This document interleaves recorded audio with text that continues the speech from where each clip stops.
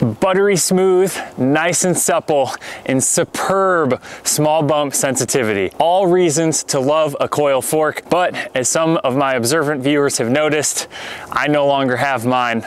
Here's why. Quick note, I know that the Zeb is on right now. I'm talking about the Coil fork though for this video, but just pretend that the shiny red fork is on my bike. There's no denying the traction benefits of a Coil fork. And initially, out of the box, I noticed less feedback through my hands, and less arm pump is always a good thing. Interestingly, every person that ever grabbed my bike immediately wanted to feel the fork and give it the old standing test. And when you push through the initial travel of the Z1, you can feel how buttery smooth it is. Everyone loved it. In fact, I loved it, but over time on trail, the results started to fade for me and I wasn't as impressed anymore. It ultimately came down to one reason that I got rid of my Coil fork.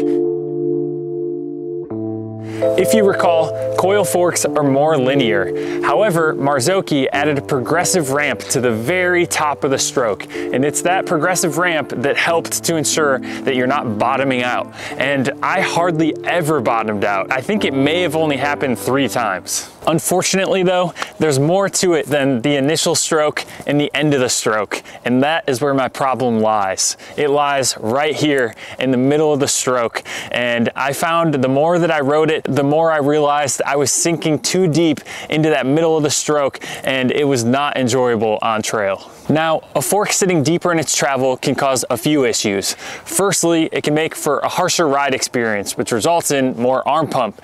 Secondly, and this is my main gripe, it also steepens the head angle when a fork is deep into its travel. Now, there's 2 solutions to this problem. One, you can try to get off your brakes, but that's obviously not always feasible. And 2, you can change your fork setup. With a Coil fork, you really don't have a lot of adjustability available. With the Z1, you had a rebound adjustment and a low-speed compression dial with the grip damper. What I really need to achieve mid-travel support is something like a volume spacer, but you can't do that with a Coil fork. Before I go further, I really want to say there isn't really a problem with the Z1 Coil fork. In fact, it's more so a problem with me, my weight, and my riding style. However, this same issue might also apply to you. You see, I am 155 pounds and a fairly aggressive rider.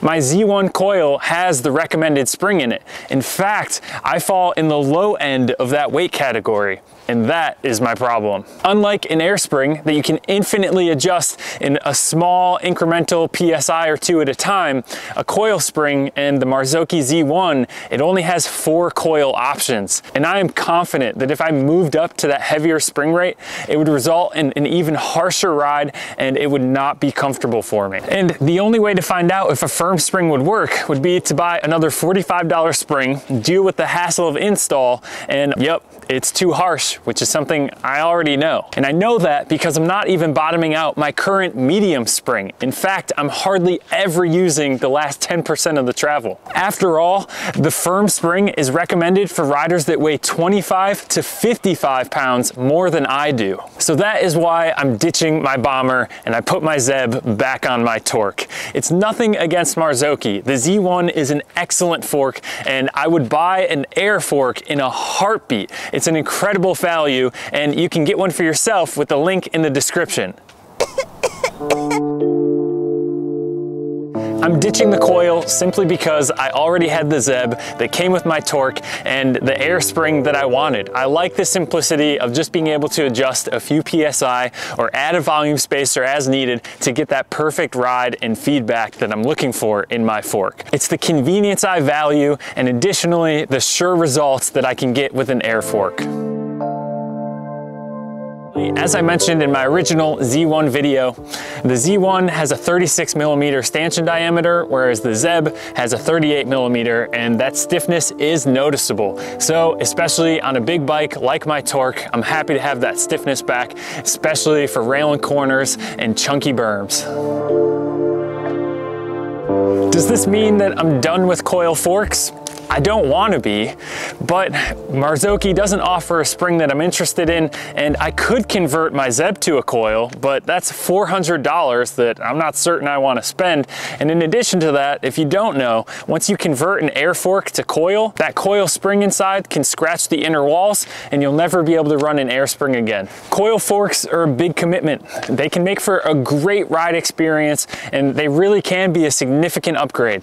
However, they need to work for you, they need to work for your bike, and they need to work for your riding style and the types of trails that you're riding most often. So that is why I ditched my coil fork. What products would you like to see me review in the future? Leave a comment down below. And if you enjoyed this video, be sure to give it a thumbs up, subscribe to the channel, and tell me what to review next.